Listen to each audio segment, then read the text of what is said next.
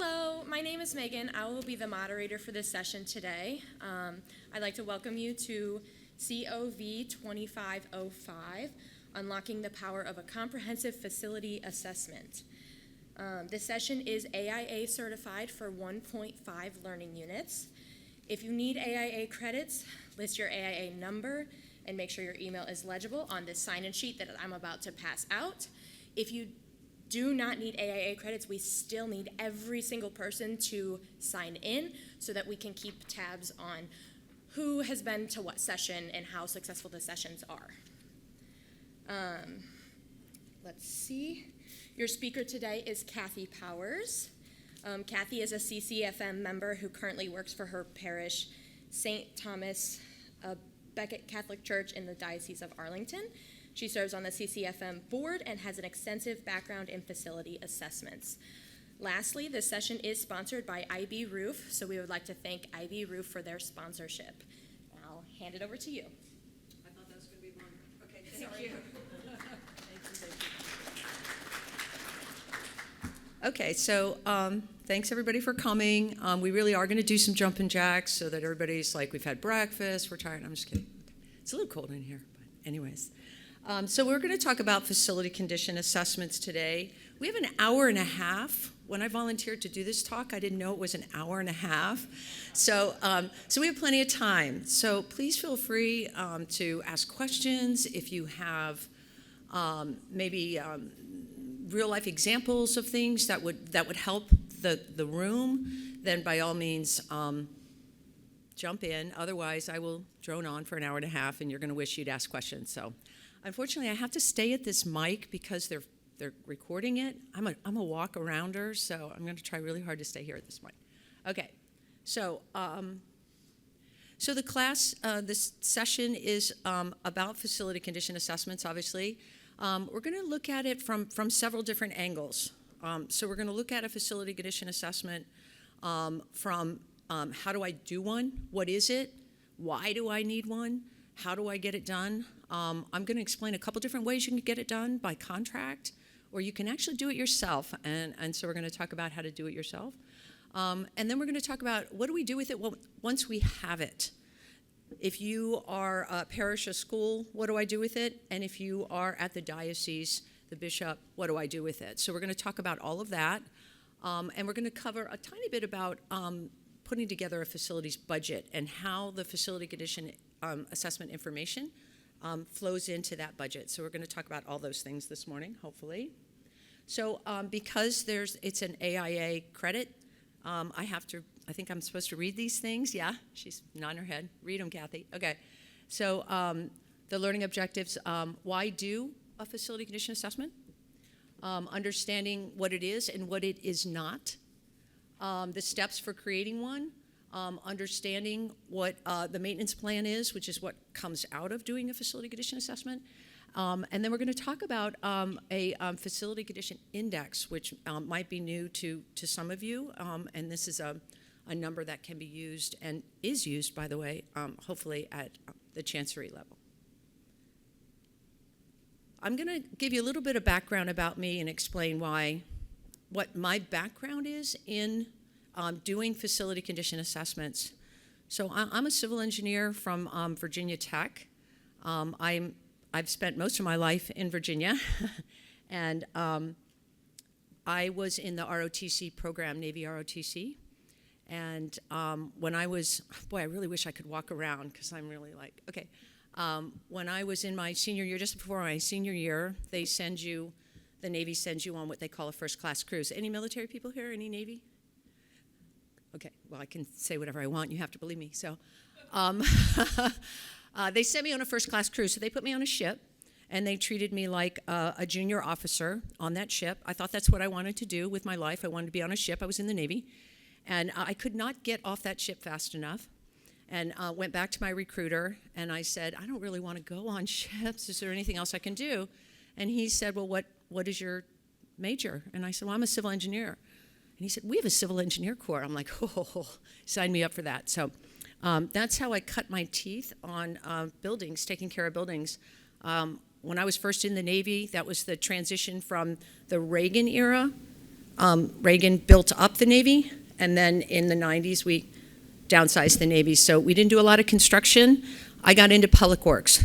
And while I was in the Navy early on, that's when the government finally realized that we were not taking care of our government buildings, the military included, but all of our government buildings we weren't taking care of properly. And so Congress, I don't know if it was a law, I don't know, but passed something that said we had to spend a certain percentage of our operating budget on maintenance. Is anybody familiar with this?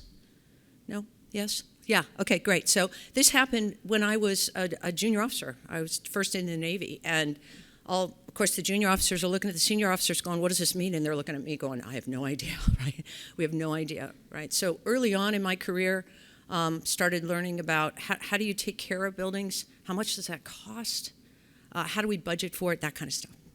I left the Navy after I had my third child and did consulting for about 15 years. Again, I live outside Washington, D.C., so I did most of my consulting with government agencies. Did a lot of work with the Smithsonian, the State Department, NASA, and doing what we're going to talk about today, right? Facility condition assessments. With the State Department, I did a lot of not only evaluating the condition of their facilities, but the condition of their facilities' maintenance staff. Do you all know what you're doing? We build these beautiful embassies in countries that have never heard of a BAS system. They don't know what that is. They've never heard of carrier. And so I got sent all over the world to talk to people in our embassies about what a BAS is. So anyways, so I did that for about 15 years. And then I took a position as working in the Chancery office, in the construction office. I never in a million years could have imagined that all the things I had done in my life would lead me to working for the church. A friend of mine called me and said, have you seen our papers called the Herald, the Catholic Herald? They said, did you see they're hiring, I think it's what you do. It says something about facilities or something. I tell my friends I do toilets and lights because they don't understand what I do, right? Anyways, so I started working in the Chancery office. I was there for about 9 years.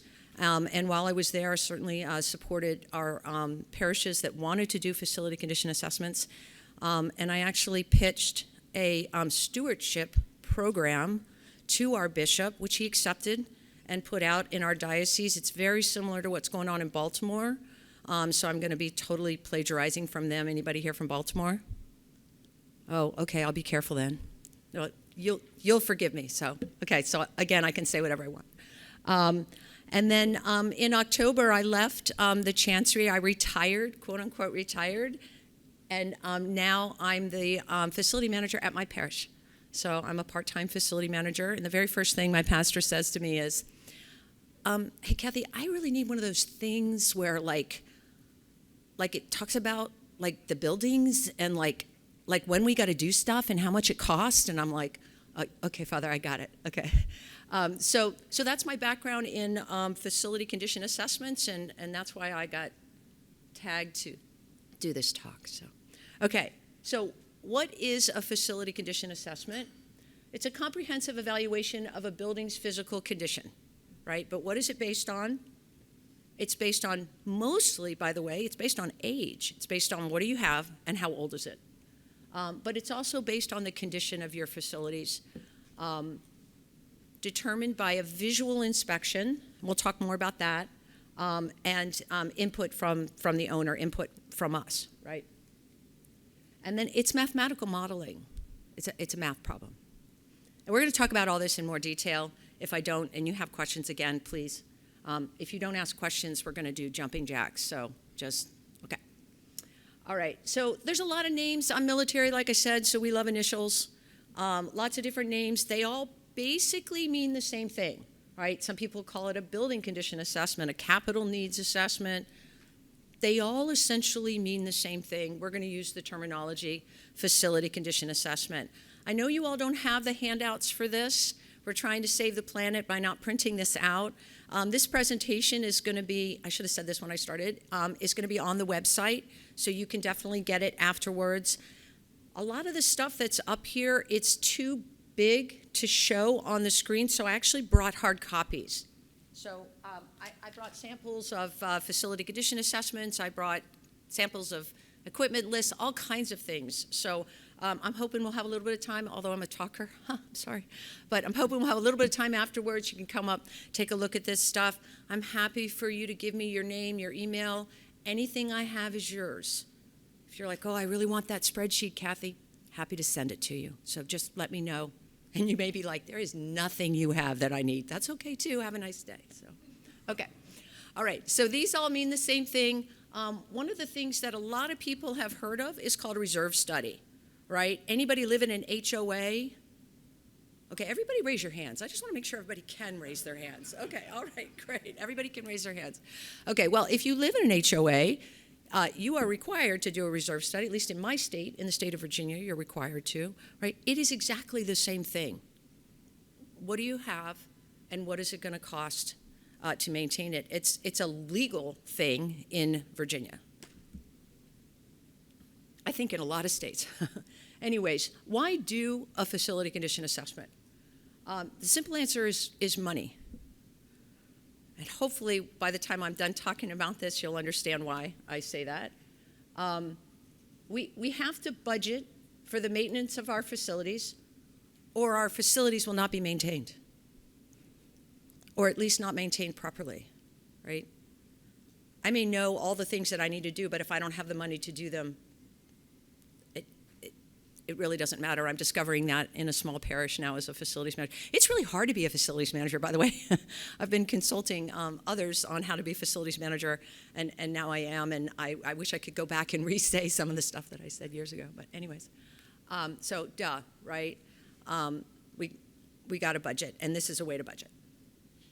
That was supposed to be funnier, by the way. Let me go back and try it again, see if I get a laugh. Okay. So in other words, why are we doing facility condition assessments? This is just more words to say the same thing I just said. To ensure the understanding and planning for major facility systems and components, recapitalization, right? So I probably should have said this earlier. We'll get to it a little bit later. This is not day-to-day maintenance, right? That's not what we're talking about here. We're not talking about breakdown maintenance. We're talking about replacement. Right? When do I need to re-roof my building? When do I need to replace my air handling unit? And by the way, how much is it going to cost? That's what we're talking about here, right? And that's why I said earlier it's mostly based on age, but it's also based on the condition, right? It's also, and we're not going to get into this much detail, but it's also based on where you live. How many people, now we'll see if the hands are working. How many people were at the Bell factory yesterday? Right? Remember when he was talking about, he's pointing at David, who's in Miami, and going, oh, you're Bells. You're in bad shape, right? So it depends on where you are and the conditions that will have an effect on the life of your equipment and your facilities. Effective facility stewardship ensures a safe, cost-effective, and supportive environment that actively supports the facility's mission, right? No lights, no mass. No HVAC, no mass. Right? So the main focus here, and schools.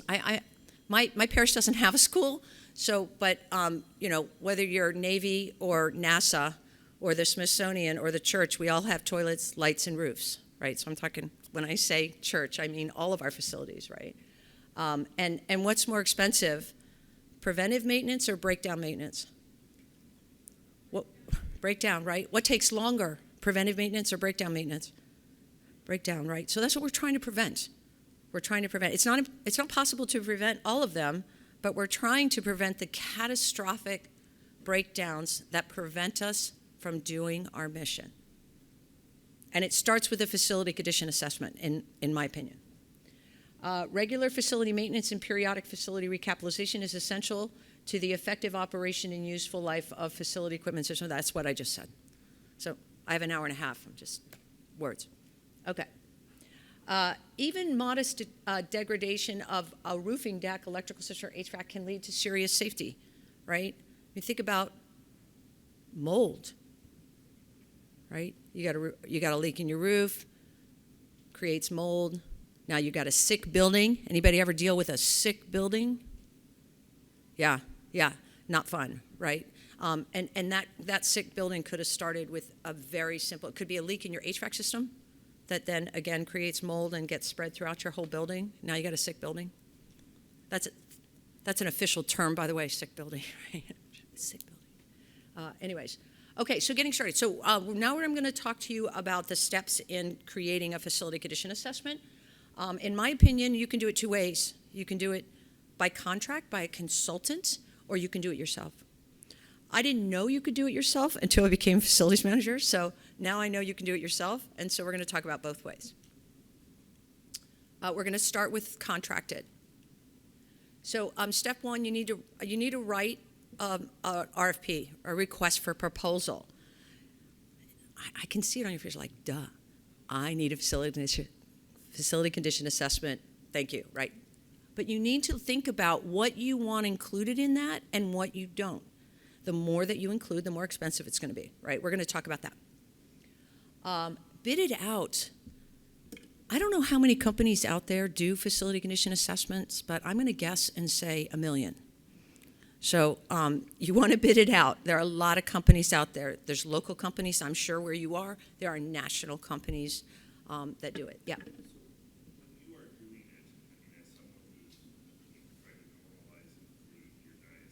Yep. Do you have standard forms that you want those groups in your RFP? I do. We do. Yeah, we do at the Diocese of Arlington. And we can talk about this some more, but at the Diocese of Arlington, I actually signed a contract. I picked a contractor, and I used that same contractor for all of our facility condition assessments, and we agreed to the scope and the extras. We're going to talk about some extras that you could also do. Some of the parishes wanted those extras. Some of them didn't. So we'll talk about that. But yeah, there's definitely an advantage if you are at the chancery level. There's definitely an advantage to having one contractor do all of them for you. I learned this from Baltimore again. A lot of this stuff is coming from Baltimore, nod to Baltimore. Our oldest diocese, by the way, so if any of our dioceses should know how to take care of old buildings, it's Baltimore. It's our oldest diocese. So we'll talk about that some more. I can tell you privately what the name of that company is, but I'm not here to advertise for any company, right? Now you're going to gather the data. The owner is going to provide the more information. This is not an Easter egg hunt, right? We're not trying to figure out if the contractor that we hired, the consultant that we hired, can find what's wrong. That's not the game here, right? You want to give them as much information as you have. Floor plans, equipment lists, information about facilities projects, information about your maintenance, right? Like, the more information you can give them, the better. In addition, the company that I used, they're going to send out a pre-survey questionnaire. And that questionnaire, we're going to talk about that a little bit more, needs to be sent out to as many people in your organization as possible. I'll show you an example of that. You're going to have a project kickoff meeting. I mean, ever since COVID, we do everything online, but let's get everybody on the phone on a webinar and let's talk about it, make sure we're all on the same page. I highly recommend you get the pastor involved, because if he's not involved, things, in my experience, have not gone well, right? So you want him part of that. You want your principal part of that if you're doing a school, right? So you need to have your folks involved in that, not just you alone, the facility manager. You want to have more people there. And then the contractor's going to come on site and do an facility inspection. Hopefully before they come, they've already reviewed all the information you've given them, and they may interview some folks, particularly the facility management staff, or like staff. There's 12 of us. Yeah, there's one. Talk to me, right? They should do a draft report. You want to make sure your pastor, your principal sees that draft report, approves that draft report, and then they're going to do a final report. So we're going to talk about some of these things. Okay, so step one, you're writing an RFP. You want to decide what systems you're going to include in their analysis. The basic ones, the MEPs, mechanical, electrical, plumbing, roof, all that kind of stuff, that's a given. It would be very unusual for you to exclude those things. But are you going to have them do fire and life safety? I would, but that's up to you. Code inquiries, we could talk about that for a long time. That's really up to you if you want to know what your in code violation. Things like ADA. was not unusual for us not to include ADA just because we already know what we need to do and what we don't need to do, so that's up to you. Energy conservation, I don't know, maybe I shouldn't say this out loud. My diocese wasn't very great at that. That wasn't an important point in our diocese, so we normally did not ask them to do that. But you might want to add specialty equipment, kitchen equipment, your stained glass, that kind of stuff, right? And the more you include, the more expensive it's going to be. So it's up to you. You need to think about it. Don't just assume, right? And if you don't know, like I don't know, then whatever consultant you hired, you should say to them, what are you going to include? In fact, why don't you send me a facility condition assessment for one of the parishes in my diocese that you've already done so I can see the report. I'll tell you what I like and don't like about it so you can do it different for me, right? Makes sense. They'll give that to you. If they don't hire them. Okay, so bid it out. These numbers, I just threw these numbers up here. Obviously, it depends on where you are, but the bigger the quantity, the lower the cost per square foot, right? So in Baltimore, again, they contract out 4 facility condition assessments for all of their facilities every 5 years. So they negotiated with a contractor and said, this is my volume. This is how much work I'm going to give you every year. And so their rates are lower than this. Their rates are lower than the rates I had. But this is just an example. You want to negotiate 2 different rates, right? So the church should cost you less per square foot than your school, right? There's a lot more to look at in your school. I didn't know that at first, but I figured that one out, again, thanks to Baltimore. So make sure you negotiate different rates, okay? We talked about this, right? The data, and some of us have great data and some of us don't. But you want to share what you have. Again, you're not testing the contractor. You're not trying to figure out if the contractor can find out what's wrong, right? You want to help them. I'll give you an example. I did oversaw the facility condition assessment for one of our churches and schools, and the report did not include anything specific about the windows at the school. And when the principal saw the report, she said, well, why didn't you mention the windows? I said, well, what's wrong with the windows? And she said, well, half of the windows are broken. Okay, well, when you do an assessment like this for 15 cents a square foot, right, trust me, they're not opening every window. And maybe the 2 windows they opened worked fine, right? So this was something the principal needed to tell me and to tell them. We're having a problem with our windows. Could you please look more closely at our windows? You want to provide any information about projects. Hey, we just re-roofed, or we're planning to re-roof in the spring. Well, don't re-roof in the spring. It rains in the spring. Don't do it in the spring. But anyways, we've already bid it out, and these are our costs, whatever. So again, the more information you can give them, the better your report is going to be. Any questions about this? Everybody still awake? Okay, jumping jacks, let's go. Okay, yeah.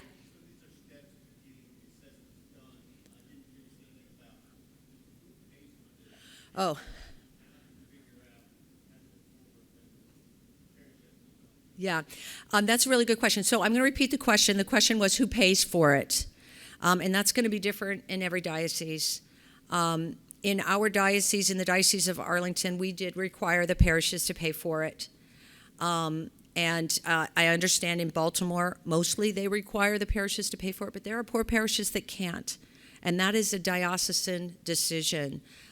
Baltimore, I tried to get this done at my diocese. It didn't work. But at Baltimore, they have a fund set up, a facilities fund. So if you are a parish, you need money, your roof is leaking, you can't afford, you would petition the diocese. The diocese, it was like a $2 million fund or something like that, and they would actually give you the money, or it would be a loan or a grant. It depends. Depends. That's why I didn't talk about it, because it depends. So, but it's a good question. Thank you. It's a good question. Okay. So this is an example of a questionnaire. Again, this was developed by the consultant that we used, and then this questionnaire goes out, and it needs to go far and wide. So this questionnaire needs to go to the principal, for example, if you're doing a school. It needs to go to all the priests that live in the rectory, if you're going to do the rectory. Because I assure you, no offense, Father, but they don't always talk. So Father 1's living space may be perfectly fine, and Father 2's living space is nothing works, and they don't talk to each other, so you want to give it to everybody, right? And anybody else you can think about the facility, obviously the facility folks need to fill it out. It's very, very helpful. It's very important. Okay, so then steps 4 and 5 are the draft and the final. So what does an FCA report typically include? And again, when I chose the company that I chose to do our facility condition assessments for the Diocese of Arlington, I reached out to big companies that you've heard of. I reached out to all of them, and I said, send me samples of your reports. And I just looked at them and picked the one that I thought was going to be the most helpful for our diocese. So the reports look different. Like I said, I've got some up here that folks can come and look at. But basically, an overview and assessment details. They need to explain how they did the assessment. I can explain it to the principal, to Father. I can explain it, but it needs to be written in the report how they did it. Because sometimes people think that they look at every single classroom, right? For example, they're not going to do that, right? They're going to look at a couple of the classrooms, the condition of them. They're going to make the assumption that all the classrooms basically look like this, and they're going to use math. Okay. If they looked in every single classroom, it would be a lot more expensive.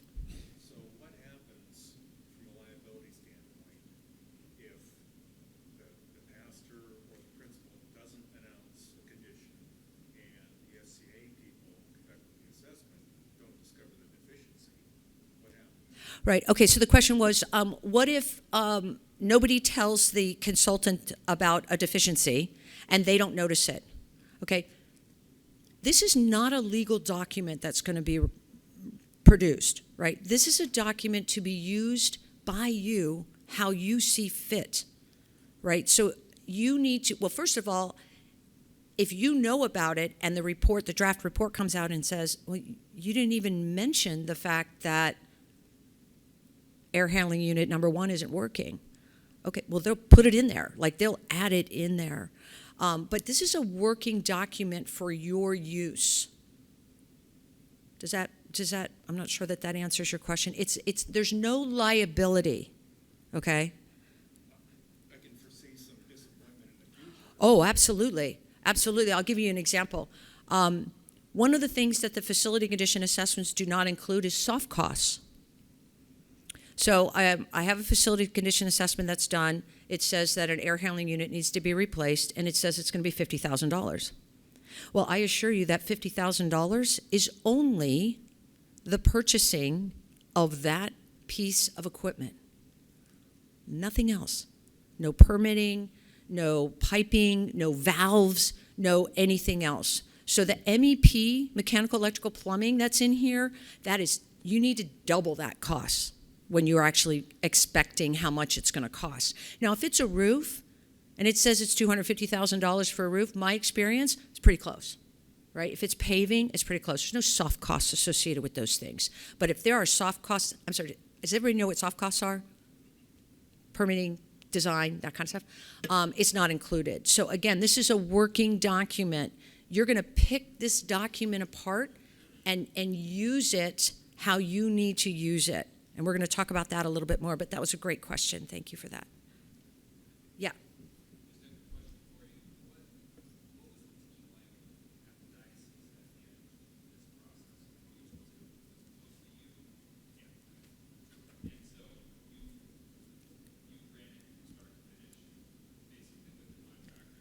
Yeah.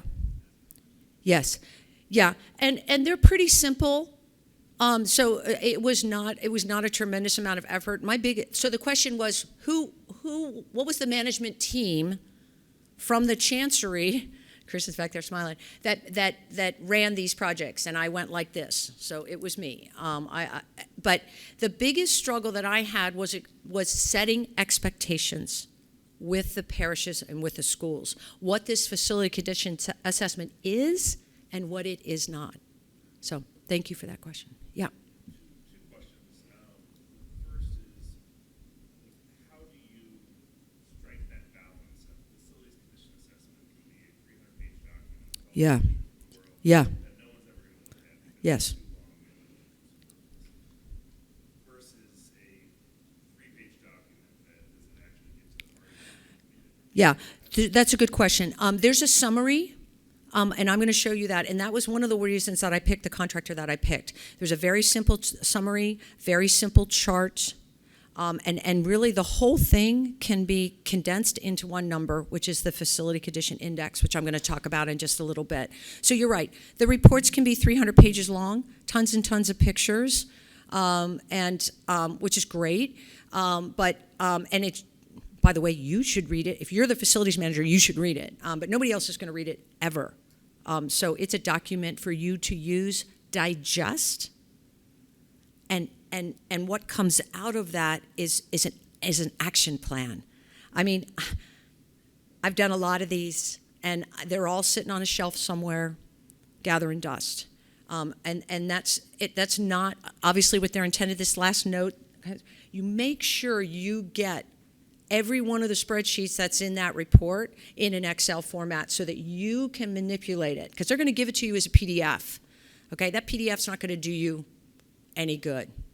Well, that's not fair. There's a lot of information in there. You should read it, right? But you want those Excel spreadsheets, and it's full of Excel spreadsheets, and you want them because you need those to manipulate, to use the way you want to use them. Second question, in past experience, I've used the tool Matterport a lot. And I'm trying to figure out the world of facilities condition assessments to avoid the 10,000 photos. Yeah. How do you need a model that everyone can interact with and understand you can use Yeah. beyond that initial phase? I don't know if you've had any.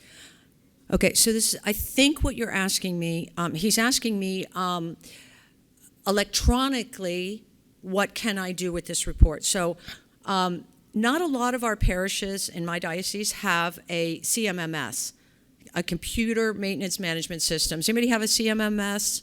School dude, Brightly? No. Okay. So a computer maintenance management system is very, very common. We used them in the Navy. Universities are using them, da-da-da. So all your information about your facilities should be in this facility, this CMMS, and it spits out your PM your preventive maintenance requirements, all that kind of stuff. So the company that I use has an agreement with a CMMS company.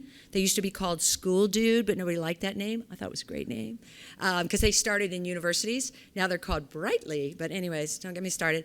And so once the facility assessment was complete, that was given to the CMMS company, and all that data was uploaded into their computer maintenance management system. So then it's there, and it's there forever. And I'll give you another example. I'm going to get to you, Chris. I'm going to give you another example. So the company that I used has a program that they created called Asset Calc. Asset Calc. So all of my parishes that I had a facility condition assessment done, it went into Asset Calc. And so all that information is there. All those pictures are there. All the square footages. Everything is in there. So I get a parish that calls me and says, hey, Kathy, I need to replace my roof. And I'm talking to the office secretary, whatever, and I go, well, what kind of roof is it? Like, how big is it or whatever? And she's like, I don't know. So I go into Asset Calc, I look it up. I got pictures. I know what kind of roof it is. I know how old it is. I know the size of it. I know the cost to replace that roof because it's in the facility condition assessment. So I call them back and go, you need to budget $150,000 and you need to do it now because that roof is older than me and that is old. So we need to get at it. So yeah, there's ways that you can take that information, but you need to have a system that'll accept it. Kristen? I was just going to say, we used Asset Calc in Baltimore. Yeah. Actually, there is someone that will be exhibiting that represents the company, which is not that amount. The other thing that we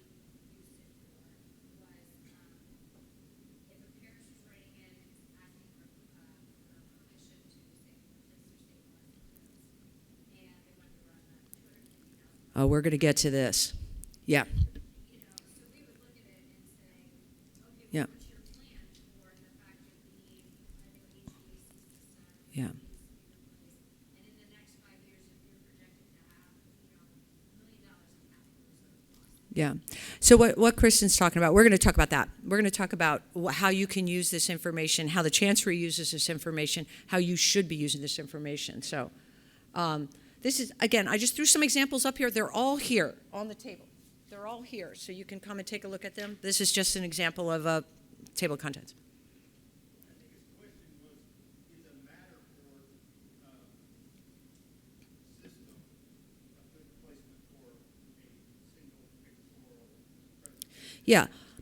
Okay, I'm sorry, I did not understand your question. Yes. Okay, so if you have a computer maintenance management system, and that system is robust enough, you may have a facility condition assessment module.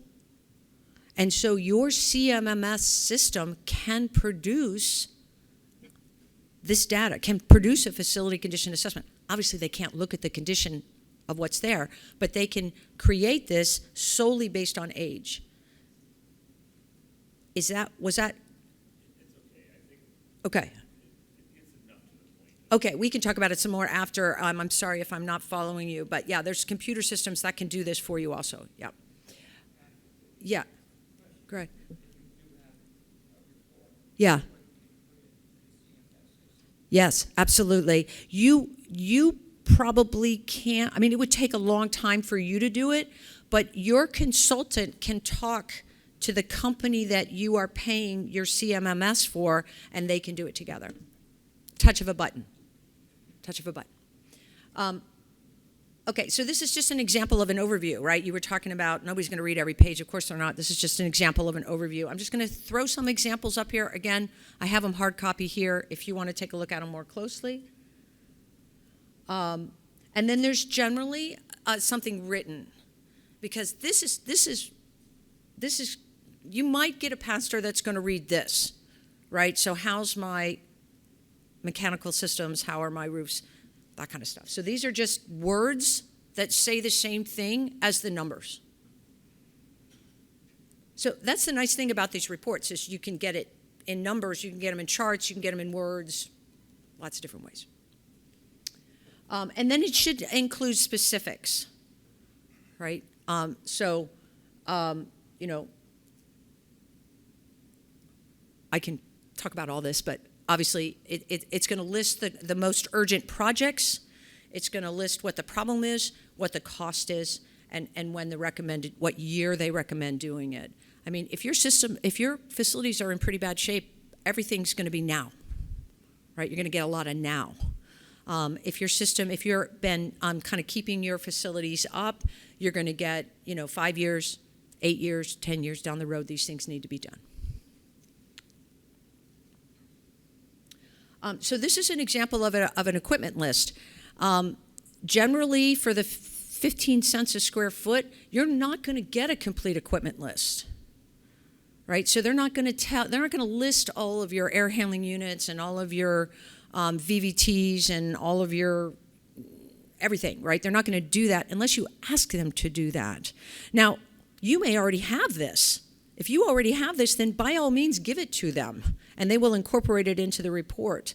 But I just want to point out to you that when you contract to have somebody do these and you want a complete equipment list, you need to tell them that, and they will add it to your cost. You will have to pay for it.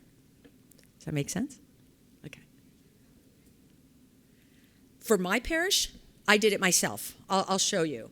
But yes, in this, I forget which parish this is, but for some of the parishes, yes, we did. We paid for it. I mean, the other thing that'd be really nice, and we never did this, is we could have all this equipment tagged, right? Labeled AHU1, AHU2. The location, that would be awesome, right? The rooms that it serves, oh, that would be the bomb. And any idea where that thermostat is? Because I'd love to know that, right? They'll tell you anything you want to know if you're willing to pay for it. And I don't mean that in a negative way. That sounded really negative in my ears. Okay, that was not meant to sound negative. These are good things to have if you don't have them. And they're gonna, if you pick the right company, they're gonna be very reasonable, the cost. This is a very reasonable cost. I mean, our parishes are paying, even our big parishes are paying $15,000 for all of it. So I'm just saying, I don't know what numbers are in your head, but somebody said to me, well, I heard it was, $50,000 to do a facility condition assessment. No, that's wrong. Don't pay $50,000 for facility condition assessment. That's wrong. And so this is the expenditure forecast. This is the way the contractor that I paid, I love it when I say I paid, like Kathy Powers signed the check. Yeah, no. Anyways, this is how they forecasted it. Again, quick view. Right? I also got spreadsheets like this, big spreadsheets that summarize into this. Right? Okay, so I talked to you about you can pay for extras if you want. Detailed equipment inventory, I already talked about that. A preventive maintenance plan. Really cheap, by the way, to do a preventive maintenance plan. Now, if you're a facilities person, like, I'm a facilities person. I don't need somebody to do a preventive maintenance plan for me because I know what maintenance I need to have, but that's not true for everyone. They don't know that quarterly they should be changing the filters on the air handling, et cetera, right? So they'll do a preventive maintenance plan for you, and they're, again, the company that I use, very, very well done, very, very useful. A security analysis. After one of the shootings, I'm sorry, I don't remember, Kristen will remember, our bishop put out security requirements. We had never had them before in our diocese. And I don't even remember what it was because we don't do security in my office. Thank you, God, and I mean that. It's done by risk management. But it was things like how many cameras you have to have and how long the storage has to be and what kind of locks, right? I learned a lot about locks, like to be able to lock yourself into a room for a mass shooting, drill, right? So anyways, all of that. Do you want them to look at that? I told my company that I wanted them to do that. I gave them the requirements that our bishop put out, and then they included it in their analysis. This is for you.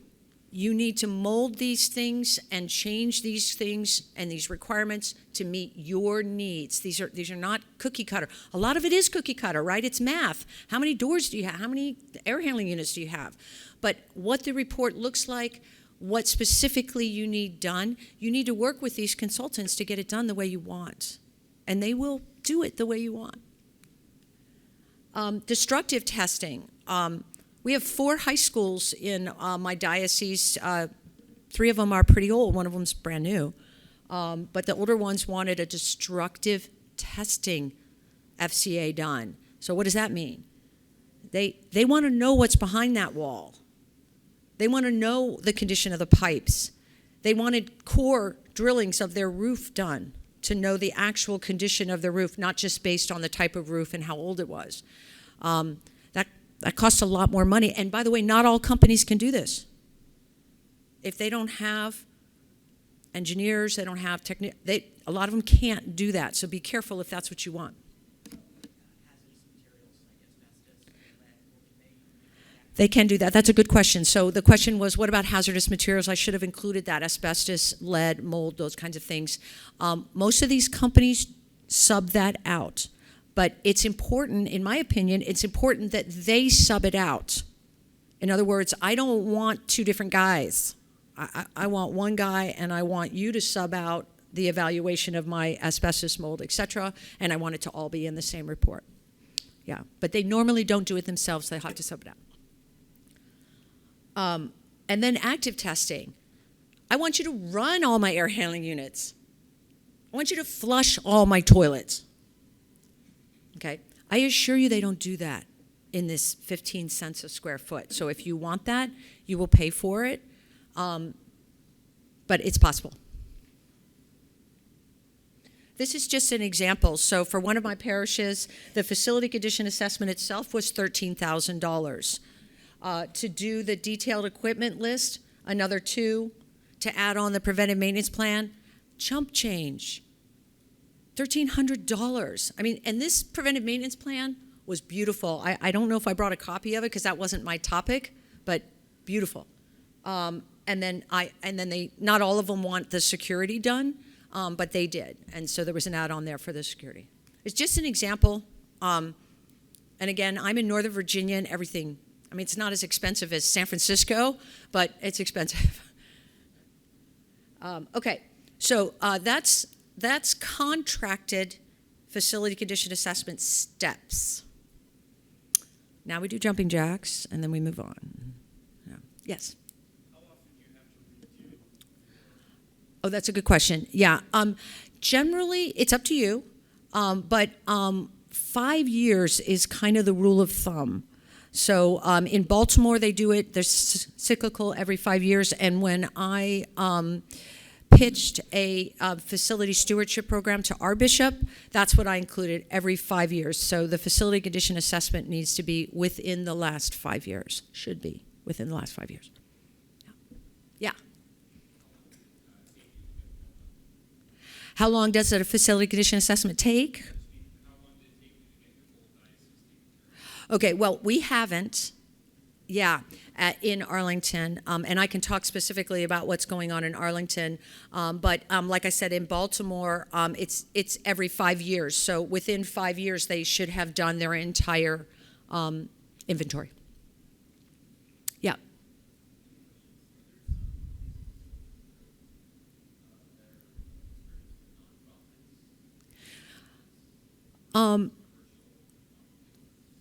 That's a good question. So the question was, are some of these contractors, consultants more familiar with nonprofits, more familiar with the church? I never asked that question because I never had them looking specifically at our liturgical things. And so I can't really answer that question. It's an interesting question. Yeah. Yeah.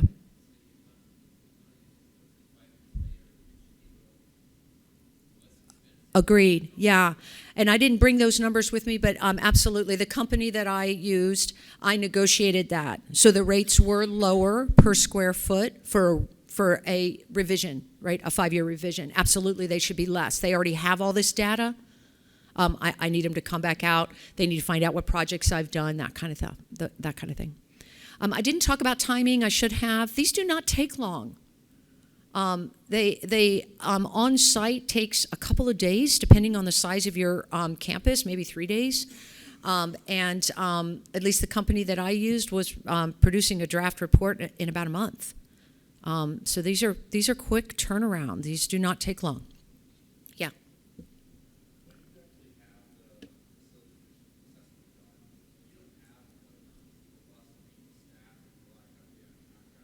Yeah.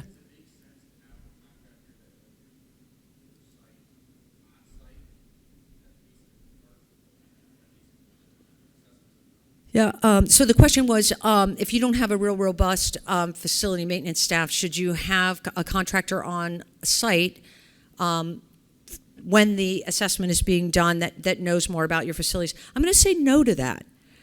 If you have a contractor that's real familiar with your site, with your facilities, they should answer that questionnaire. Because they're going to have some information that maybe nobody else has, but they do not need to be there for the assessment. It is a visual, mathematical assessment. Okay. Yeah. You only get one. Don't ask her.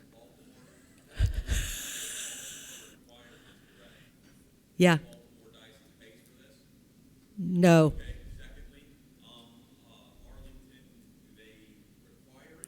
Okay, so that's a good question. So when I pitched this stewardship program to my bishop, he agreed that for the first couple of years, the only people that were going to be required to have a facility condition assessment done was the parishes that were coming to the building commission to have work done, not maintenance. In my diocese, nobody goes to the building commission to have maintenance done. They are coming there to have wants done. I want to renovate the rectory. I want to build da-da-da-da. I want a new library in the school, whatever. So if that parish came to the building commission, they had to bring their facility condition assessment with them. Now, starting this year, this fiscal year, everybody's supposed to have them every 5 years. No. It's like the government. A mandate coming down that's unfunded. Welcome to the church. Yeah. No, I mean, seriously, again, like Baltimore. No, it's a good question, and I'm being snarky. It's a good question, right? Obviously, not all parishes are going to be able to afford it. And so one of the things that I had asked was that we set up this fund. So we have a risk management grant in our diocese. So if you need to put up new cameras and you can't afford it, you go to risk management. Risk management gives you a grant or a loan. Generally, it's a loan that you have 3 years to pay back, no interest loan that you have 3 years to pay back. Now, some of those parishes, the bishop may, what's the word I'm looking for? Forgive. Thank you. Sorry, Father. Forgive that loan. But I really think that all of our dioceses need something like that for facility maintenance, for facility system replacements when, your roof is leaking, you don't have the money to fix it. Yeah. Okay. All right. Okay, so now we're going to go on to do it yourself. And the only reason I added this again was because now I'm a facilities manager, and the first thing my pastor asked me for was this, and I realized actually I could do it myself. So I'm going to run through this fairly quickly because I'm probably talking too much, and I'll just tell you how I did it. So the very first step is, what do you have? What do you have? That is such an important question, right? So, for example, this is just a silly little example, but in one of our parishes, we were doing a facility condition assessment, and they actually found an air handling unit that the parish didn't even know they had. Okay, so that air handling unit, I assure you, was not on the maintenance contract, right? Because they didn't even know they had it, right? So what do you have? So you're going to create an equipment systems list that includes make, model, serial number, and age.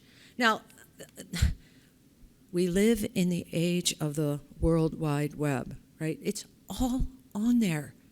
You put in carrier, ZX25888, 99, 100, and 1,000, and 5 other digits, and it goes, oh, that's a 1985 model, blah, blah, blah. I mean, it gives you all the information. It's all there. Just take a picture of the thing that's on the side of the equipment and look it up. It's all there. Right? So it's important that you have these numbers, this information. So you're going to research the estimated useful life. Now, they're all going to tell you what the estimated useful life is of a 50-ton carrier air handling unit. It's 15 years, by the way. Right. Now, are most of us replacing our 50-ton carrier air handling unit every 15 years? No. Carrier would love for you to do that, by the way. Right? So the estimated useful life that you're going to find, use it or don't use it, it's up to you. Is that a good number for you? Is it not? Are you maintaining your equipment or are you not? If you're not maintaining your equipment, it probably won't last 15 years. Right? And one thing I didn't get into here because we don't have time is there's working and there's working. Right? Is it producing? Yesterday, okay, the bell thing. That was a perfect example, right? He was talking about the springs, remember? I don't remember all the tech words he used, but he was talking about the springs, and one of the springs wasn't working. The bell was working. It was making sound when I needed it to make sound. But of course, because that spring wasn't there, it was damaging the bell, and it eventually broke the bell. Right? So there's working and there's working. There's air handling units that are working. I've got air conditioning. But the efficiency is not working. It's not working at the efficiency that it's supposed to be, right? Because something is wrong. So there's working and there's working. Okay. And then you are going to calculate the remaining useful life. You're going to make that decision. You're going to say, I know that this 50-ton air handling unit is 10 years old. I know that the expected useful life is 15 years. I am maintaining this piece of equipment. I know the condition that it's in. I am not replacing this unit 5 years from now. I am going to replace this unit 8 years from now. This is budgeting, okay? This is rough order of magnitude, okay? This isn't gospel, okay? This is a guess. This is your best guess. Or you're going to say, I don't even think it's going to last till 15 years because nobody's ever maintained it. And it's already running inefficiently, so I'm going to put the remaining useful life of 2 years, whatever. That's up to you, okay? If you do it yourself, it's up to you. It's up to you if somebody else did it for you. That's why you need those spreadsheets, because you can change it, right? And then the estimated replacement value. Some of these things you can get online. Some of these things you can talk to a contractor. Hey, how much does a 50-ton carrier cost? And he says, $150,000. And you go, I don't mean just the equipment. I mean installation and yada, yada, all this stuff, right? So when you do this, you need to include the soft costs because you know they're there. Sorry, I'm getting a little excited about this. Sorry. Does anybody have any questions? Okay, all right. So this is mine. This is my tiny little parish. I have one building. I have no school. The rectory is a townhouse down the road. And so this is the first thing I did. I went around and found all my equipment, where it was, what it's servicing, what the asset tag says it is, what my drawings say it is. By the way, not always the same, not always the same. And I'm happy, I've got this here. I'm happy to send it to you. You may look at this and go, well, that's dumb, Kathy. Why didn't you include this? Okay. For you, include it. I didn't feel like I needed it. This is what I needed. Yeah. I work part-time. 15 hours a week is what I'm supposed to work. To get this right took me about 3 months. I kept thinking I had it, and then something would go wrong, and I'd be like, why doesn't this room have air conditioning? I'd be like, oh, well, it should be, oh, no. Look, I have another air handling unit. So, yeah, it took me a while to find it all, about 3 months. And I have all the drawings. I have all my as-built drawings. I know, crazy, crazy. I am not a mechanical person, by the way. I'm a civil, okay? So the mechanical stuff is harder for me. The MEP stuff, I'm a little slower on. Okay, so step 2 and 3 for the do-it-yourself. Determine the current condition, right? You're going to look at it. You're going to look at the maintenance history. You're going to think about your environment. You're going to talk to people that have been there. It's always hot in this room, always. I've been at this parish for 400 years, and it has always been hot in this room. Okay, well, I mean, that's a good thing to know. Why? Well, most of the time when I found that out, it's because that room is over there, and is a small conference room, interior conference room, and it's connected to the air handling unit that controls the offices. So the offices, the folks that work at the office, they like to be cold. They love cold, right? So that room is always freezing. And if I set that room, you get it, right? So I had to discover that. The only way I'm going to fix that is how? How am I going to fix that? $50,000 question. It'll cost me $50,000. I need to put in a split unit, right? I need to control that room separate from this room, so I need to put in a mini split. They're not $50,000. They're about 10. Yeah, I don't have $10,000, so wear a jacket. Okay. And again, you're going to adjust. Did I go backwards? No. You're going to adjust the useful life based on the above information, right? So you're going to find out what the expected useful life is based on what the manufacturer says, and then you're going to adjust it based on your knowledge. Does that make sense? Okay. So step 4, you're going to create a report. This is just an example. You put anything in the report that you want. Basic information, executive summary, key deficiencies, photos if you want. I didn't put in any photos. I know where my equipment is. I know what it looks like. So I didn't include photos. If my pastor had said, Kathy, I want to see photos, I would have. I didn't. And then the recapitalization plan is what we're really going to talk about. That's what you're working towards. This is just an example. The priest's house appeared to be in good condition. You know, use your own words. What kind of condition was it in? What's wrong? What do you have to do? Just like the other report. Okay, so let's talk about the recapitalization plan. Again, I call it a 10-year plan because I do it for 10 years. Some people do 20. I think that's a lot. I mean, you could do 15 years. I personally do 10. But it's going to outline the anticipated repair and replacement needs for a building or facility over a set period of time. Again, when I say maintenance, I don't mean HVAC PMs, inspection of your fire equipment. That's not what I'm talking about, right? I'm talking about replacement. And it allows for budgeting. That's what this is all about, budgeting. HVAC systems, parking lots, fire protection, yada, yada. Okay. So there's lots of names for a recapitalization plan. Like I said, I call it a 10-year cap plan, facility maintenance strategy, asset life. It's called all different things. They all mean the same thing. Okay? This is mine. It's changed 8 times since I left on Friday. So this is a live document, right? It's a live document. So things happen, things change. But I'm going to walk away from the microphone for just a minute. They're going to kill me. Okay. So these are all my projects, and these are the years, right? So this is the year I think I need to replace the humidifiers in year FY29, and what's the cost of that? So I have the cost of them all here, and then I'm just adding 3%, right? Cost of living. What's it going to cost when I do it 6 years from now, or 8 years from now, or whatever? And then I add it up down at the bottom. Look at this number right here. I showed this to my pastor, and he goes, "Looks like we're having a capital campaign," because I need $700,000 next year, right? And that's why I said I've changed this, because we pushed it to a year later so we can do it and do a capital campaign, right? And I'm happy to give this to you in Excel format if it would help you. So that's how I did it myself, and how I recommend you doing it yourself.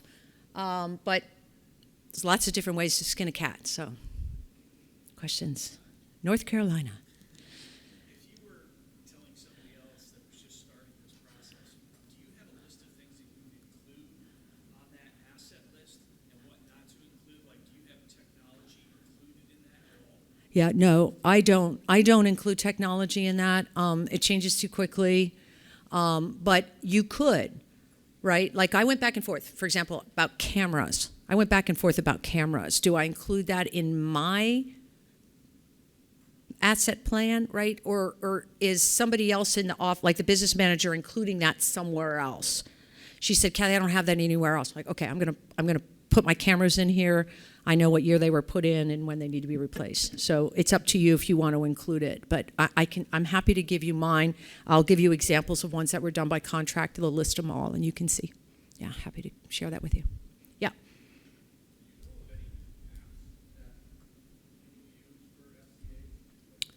Yeah. Well, I don't know about doing it yourself. I mean, there's computer systems out there, like the computer maintenance management systems. I'm not aware of an app, but I'm old. So the young folks need to look that up. And if you find it, you need to tell me. For sure. Yeah. Yeah. How many of the facility maintenance of the area should you think or would think that they could do this? 5. We have 70 parishes. I think about 5 of my facility managers could do this. How many, so you think 5 could do it, how many do you think that they could do it? 5. Do you think that other 65 would know that it's not in their wheelhouse? Absolutely. Absolutely. And even the 5 that can do it won't, probably. They'll pay to have it done. It's more... I'm trying to think of the right word, meaningful maybe? It's more strong if it's done by a third party, right? Already, with mine. And people in my parish think I'm kind of smart. I don't know. Maybe I am, maybe I'm not. But they got no problem with going, really, Kathy? $50,000 to do this? Are you sure? I'm like, would you like me to make it 52? I can make it 52. You know, so they're already questioning me. But if I had had it done by an outside contractor, there's nobody to question, right? So, you know, it's gotten a good, I've gotten to know a lot of the people in my parish this way, I can assure you, because I get a lot of questions. Yeah, I'm sorry, in the back, just 1 second.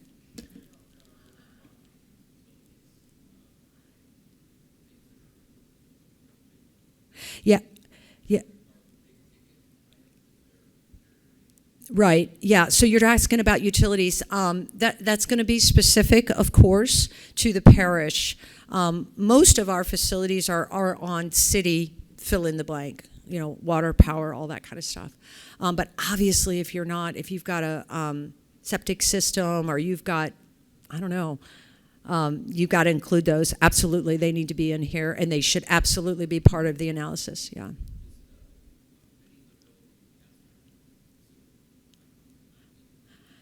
Yeah, yeah. That's a hard one. You know, these guys that do these, they should know, you know, the age of the piping. You give them your drawings and stuff, they should know, and they should include that.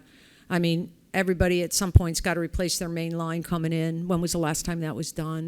That kind of thing. But yeah, utilities should absolutely be looked at, should be part of it. Absolutely. Yes? Somebody asked a question about software. Yeah, Program. yeah. I work for the Columbus Catholic Diocese. Okay, here, yeah. And I actually do these for, I'm an employee of the diocese, but we do these Oh, as part of our we'll get up here. You should be giving this talk. our service to our parishes. That's great. And software, I have a philosophy of trying to keep things simple. Yeah. So I use a software, a home inspection software, because that's really what these are, in my view. Well, that's a great idea. It's a glorified home inspection.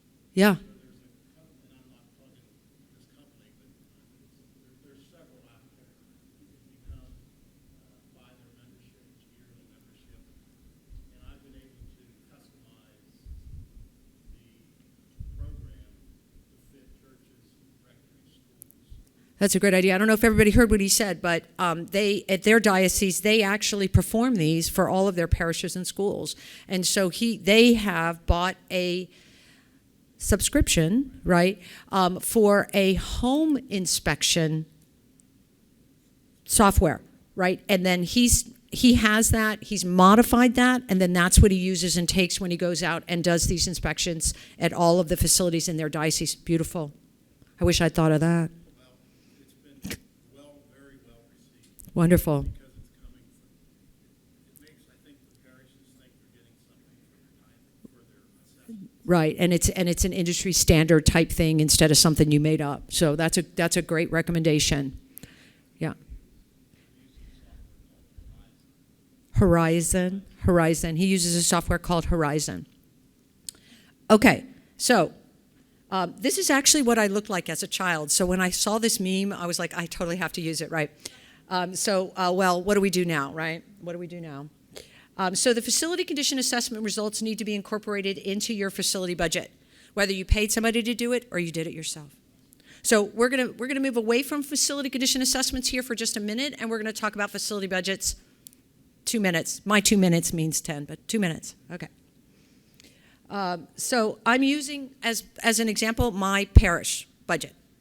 So when my pastor said put together a facility budget, I included what I called operational. He called it operational. I call it planned maintenance. Right. So this is my HVAC contract, my life safety contracts, elevators, janitorial, grounds, utilities, that kind of thing. Right. You don't want to include grounds? Don't include grounds. It's up to you. As long as you understand what's included and what's not included. I included grounds. And then unplanned, back in the Navy days, we called it breakdown, right? Breakdown maintenance. How are you going to figure that out? Now, the first one, your operational costs, you should know that. Just add up what you're paying in contracts, right? Or staff. right? The unplanned, you need to go back and look at your history. You need to talk to your business manager and ask them what you've spent on breakdown maintenance. And if they don't know what you're talking about, then just tell them that, to show them all the bills the last few years, and you can pick them out, right? All the contractors. And then this is where the facility condition assessment comes in, right? This is your recapitalization. So how are we doing the recapitalization? So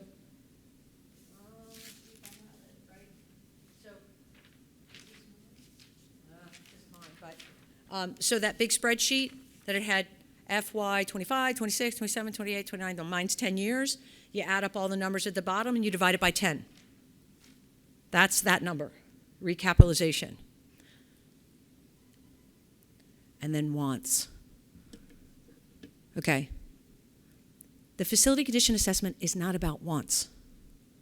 I want statues. I want whatever, okay? This is not about wants, it's about needs. Wants are separate. Wants should be part of your facility budget. I want a deck installed off of our parish hall, this is something at my parish, so that when we have Donut Sunday, we can go outside. Okay, that's not part of a facility condition assessment, okay? But you've got to include these wants, and you have to explain that they're different. It's different. It's a different category. So these are my operational, these are my planned maintenance. I probably shouldn't include my contractors, but anyways, that's the spreadsheet I had. So I spent about $120,000 a year in contracts and staff, Martin's staff. And again, I can't overemphasize this enough, right? Wants and needs are different. We must tell them what they need before they start thinking about what they want, in my opinion. Okay, so this is my budget. Capital expenses, about $215,000 a year is what I need across 10 years, right? Am I going to get that? I found out just before I left, the answer to that is no, I am not going to get that. How am I going to, what am I going to do there? Well, I got to redo my plan, and I got to bunch them together, and then I got to do a capital plan. We got to do a capital campaign. Thank you, capital campaign. But if I did all the stuff that's on my list, I need $250,000 a year for that. I need 120. I showed you that. I estimated $65,000 a year for breakdown maintenance. Yeah, that's not correct. it's more than that. But anyways, and so I told Father I need $400,000 a year, and he said, we don't have $400,000 a year, right? So we got to figure it out. We got to figure it out. But at least I know, and he knows what I need, and now we can talk about it. It's a very educated guess, right? This is not an exact science. I recommend, this is not a secret. This should not be a secret to anyone, right? If your parishioners need to know it, then let them know, right? Everybody, it's not a secret. So this is how am I doing on time? Oh, I'm doing all right, yeah. Okay, we discussed what a facility condition is and why do it. We talked about doing it with a consultant. We talked about doing it in-house. And we talked about what a parish can and should be doing with the report, right? What should you be doing with that report? So now we're going to talk about a little bit about what could the chancery do with that report? So let's talk about a facility condition index. Does anybody in here know what a facility condition index is? Kristen, okay. So the facility condition index is it's an impartial tool. It's a number that can be used to gauge the physical condition of a facility, okay?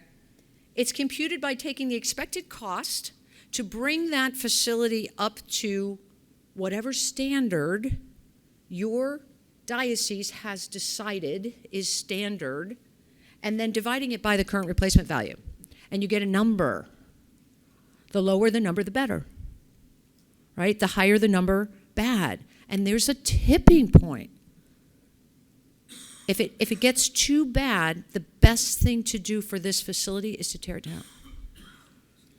Right? It's to tear it down. right? We don't want to do that.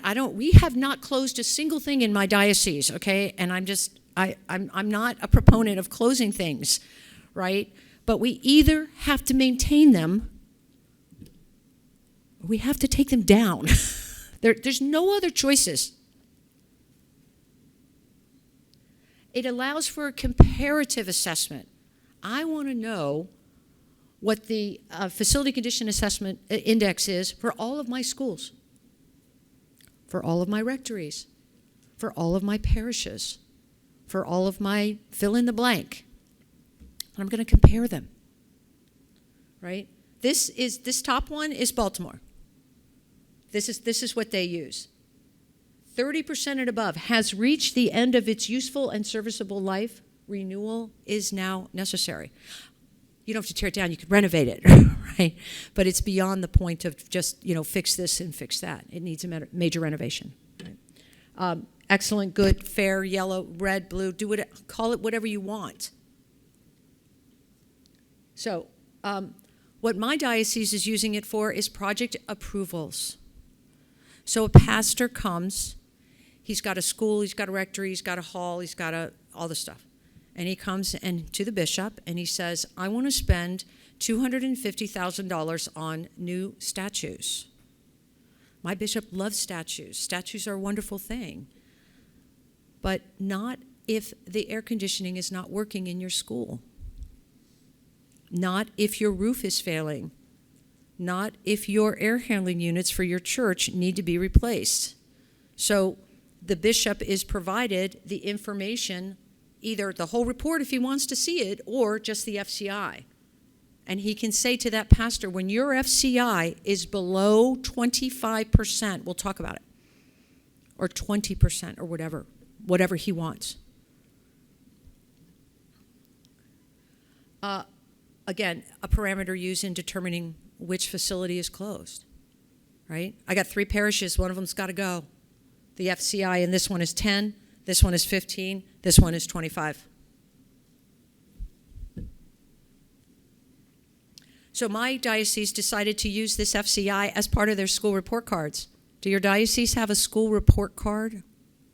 Do you know what this is? I didn't know what this was until the director of schools talked to me about it. So they evaluate each one of their schools and they talk about school stuff. Like, I don't know, student to teacher ratio. There's about 100 things on it. I can't even remember any of the other things, like standard score tests and, all this other kind of stuff. And he's going to put this on there. This is the condition of this school. Benchmarking, as I already mentioned, and again, stewardship reporting. Everybody's different, and that includes our pastors, and some of our pastors are builders, right? Some of our pastors are they want to give money away, right? They want to support missions, and that's a beautiful thing, and they want to do statues, and that's a beautiful thing. They don't become priests because they like toilets and lights, right? That's what they have us for. And we need to somehow simplify this and provide them with the information that they need in order to make sure that these facilities are ready for whatever mission it was designed for. That's our job. Ooh, I sound kind of preachy. I don't mean to sound that way. Okay. So I don't know who was at the thing yesterday where Mary was talking about our website. When I say ours, I mean CCFM's. We're going to hear a little bit more about our website, but the website is awesome if you've never been there. And when I started this stewardship program for my diocese, or wanted to start one, the first thing my bishop said was, who else has one? I'm like, oh, good question, Bishop. Let me see if I can find out. And I sent a question out in the forum. Explained what I was doing, told everybody in the forum what I was looking for, and asked for input. And I got a ton of input. So like I said, Archdiocese of Baltimore, I didn't know what they were doing until I put that question out on the CCFM forum. And a lot of my program is a replica of theirs. The Diocese of Kansas City, St. Joseph has a robust rectory stewardship program. So their rectory stewardship program is like a dorm room, okay? Do you remember back in college and when you got to your first dorm room and they were like, okay, the window's in good shape, the walls are in good shape, this is in good shape, this is in good shape, and then at the end of the school year, they pulled that piece of paper out and did it again? That's what this program is for the priests that come and go and move in and out of these rectories. I mean, I don't know, but we've had problems with that because we don't go in the rectories. We don't even inspect the rectories. And then all of a sudden, this priest moves out and we get to look at it and anyways. The Diocese of Savannah and others perform facility inspections. We don't do facility inspections in the Diocese of Arlington. We do risk management inspections, and that should be coupled with facility inspections. We don't do that. But a lot of dioceses do, and it's great. I mean, I would love to. The Diocese of Honolulu assesses the health of each of their parishes. Remember I was talking about the school report card? They got a parish report card. The assessment includes 10 benchmarks, and one of them is repair, maintenance, and renovation. Here it is. Isn't that brilliant? I'm going to Honolulu. Anybody here from Hawaii? Oh. Anyways, this is brilliant. Why aren't we all doing this? So, I got samples of all this stuff up here if you want to see it. Like I said, if you want this talk, I think will be available electronically. Right, Dennis? It'll be on the website. Yeah, but if you want any of these spreadsheets or anything like that, I'm happy to give them to you. And I am done. Time for questions. If anybody has any questions. Thank you for listening. Does anybody have any questions that we didn't cover? Yeah.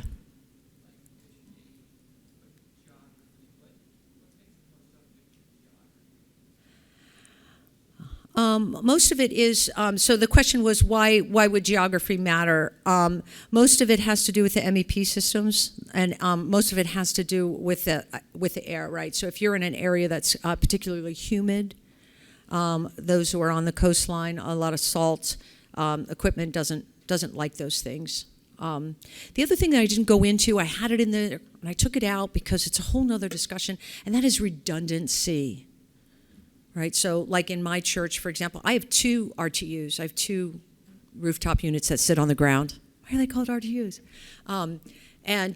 So the criticality of those is a little bit less, right? Because I have 2. So if one goes out, I've got the other one. I can get the other one fixed or whatever. If I only have 1, am I going to wait? If the expected life on an RTU is 15 years and I only have 1 for my church, am I going to push it to 20?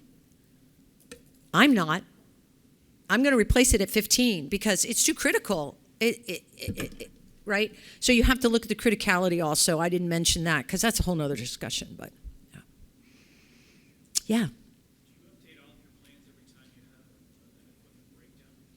Do I update my plans whenever I have an equipment breakdown? Yeah, so like, it broke down quicker than you planned. So yeah. all of a sudden you replace that. Are you redoing all of your spreadsheets? Absolutely, yes. That's a great question. That's the joy. I almost said joy. That's the beauty of these spreadsheets, right? If I need to replace my windows, and I replace my windows, then I need to indicate that on the spreadsheet, right? If I was planning to replace the air handling unit in my hall next year, and it broke down this year, and I couldn't repair it, I had to replace it. Yeah, I'm going to change it on my spreadsheet.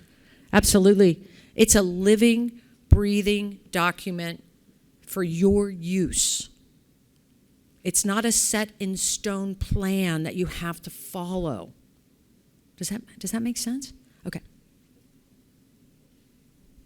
Yes.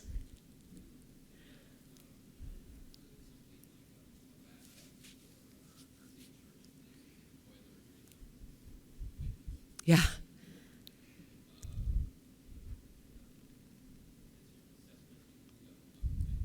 That's a great question. So the question was, can the assessment include a potential backup, right? So the church loses its boiler in December in Montana, right?